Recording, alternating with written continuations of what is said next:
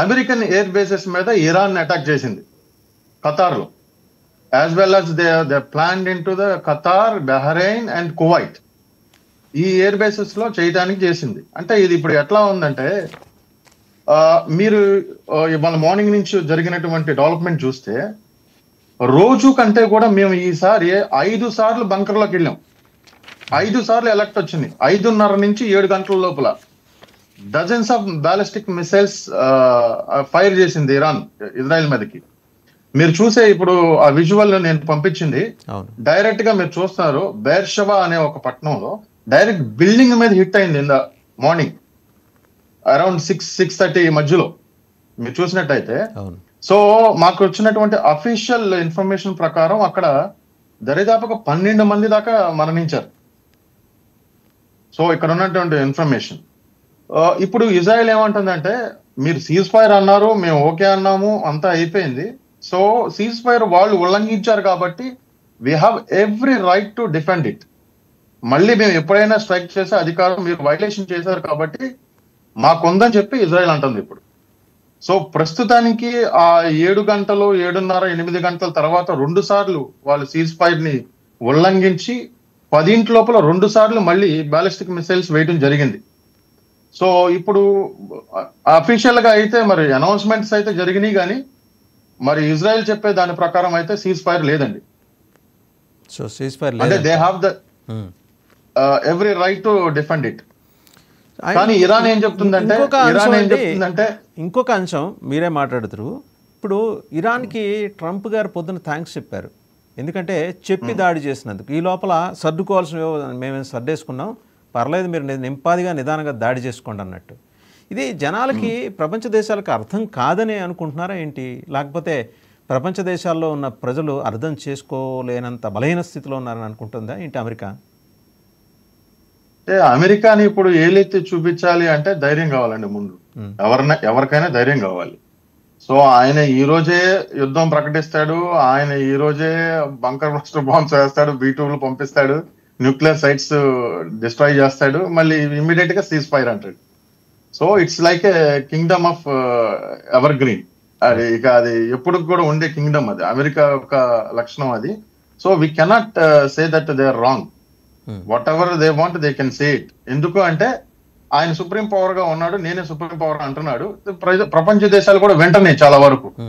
So we cannot claim them they are wrong. Right. ఒకసారి David Branham గారి దగ్గరికి వెళ్ళామండి, మళ్ళీ మీ దగ్గరికి వస్తా. Goodwill ambassador tourism, Israel ప్రభుత్వం మిమ్మల్ని గుర్తించి, మీ కాంట్రిబ్యూషన్ని గుర్తించి మీకు అందజేసిన హోదా.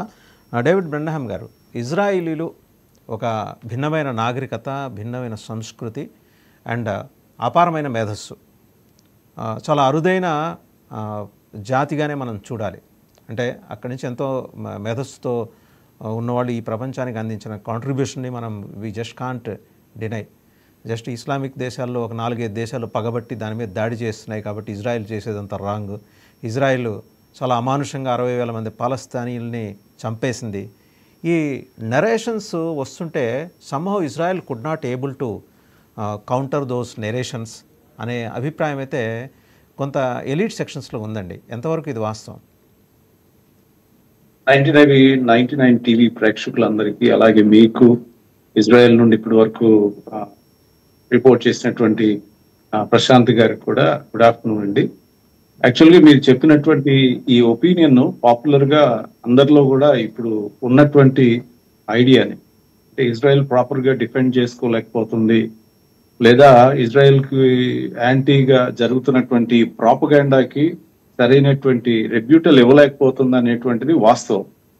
అయితే ఇజ్రాయెలీస్ ఉన్నటువంటి ఆ మేజర్ గోల్ ఏంటంటే, ప్రస్తుతం వాళ్ళు ఎగ్జిస్టెన్షియల్ థ్రెట్ లో వాళ్ళు ఉన్నారు.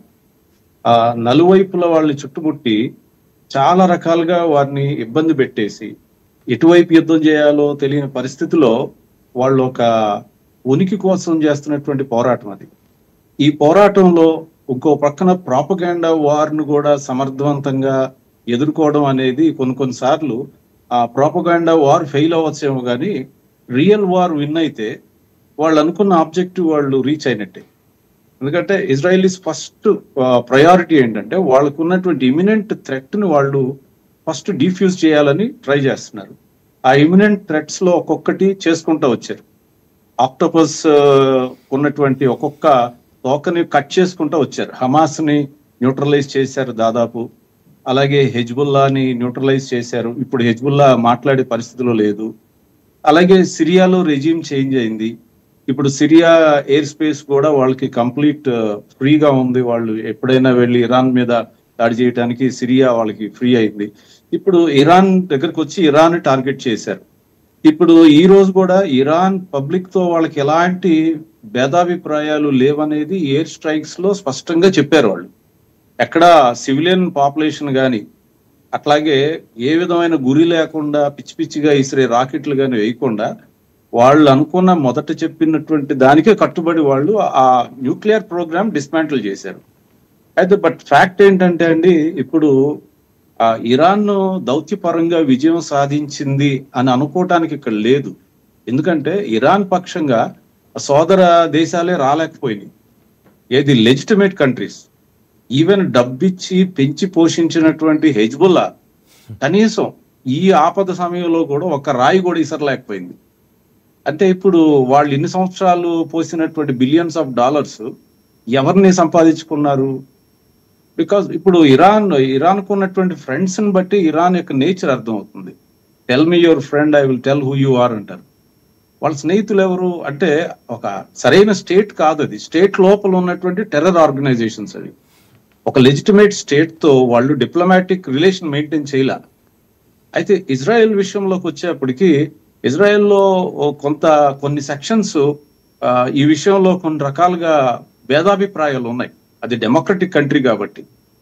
అలాగే ఇజ్రాయెల్లో ఇప్పుడు బహుశా ఈ యుద్ధం అయిపోయిన తర్వాత ప్రాబబ్లీ వాళ్ళ యొక్క స్టాండ్ ఏంటో ప్రపంచానికి స్పష్టంగా చెప్పడానికి వాళ్ళకి ఛాన్స్ దొరుకుతుందేమో.